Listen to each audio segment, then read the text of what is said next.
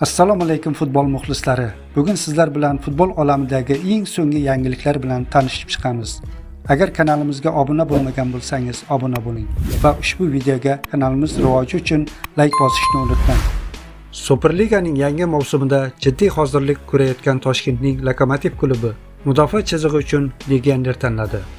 Avstraliyalik tajribali markaziy himoyachi Aleksandr Shushner 2026-yilgi mavsumda temir yo'lchilar sharafini himoya qiladigan bo'ldi. U so'nggi faoliyatida Avstraliya A ligasining joriy mavsumida 5 ta o'yinda maydonga tushgan. O'tgan mavsumda esa Newcastle Jets safida 23 ta bahsga qatnashib, bitta gol va bitta assist qayd etgan.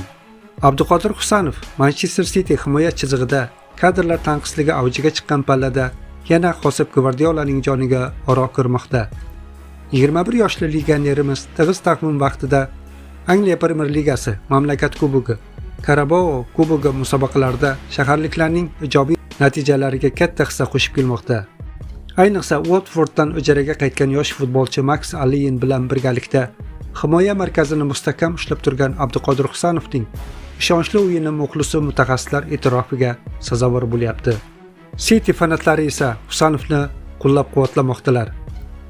Bugun o'smirlar 23 Osiyo Kubogi guruh bosqichining so'nggi o'yinlari bo'lib o'tdi. Iroq va Avstraliya o'yinda Iroq g'alabaga juda yaqin kelgandi. Ammo bahs oxirida 2 ta gol o'tkazib, mag'lubiyatga uchradi va turnirni guruh bosqichida yakunlaydigan bo'ldi.